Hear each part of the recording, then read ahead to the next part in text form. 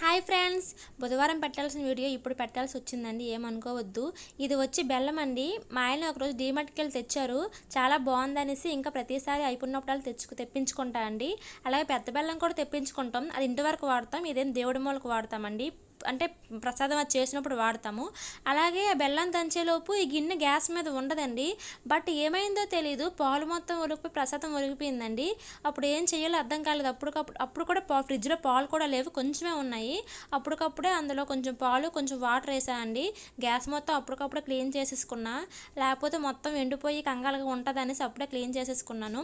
తర్వాత ఏం చేసా అంటే ఒక పాలును నీళ్ళు వేసేసా కదా, తర్వాత బెల్లం వేసా అండి. కాకపోతే ప్రసాదం మంచిగా రాలేదు.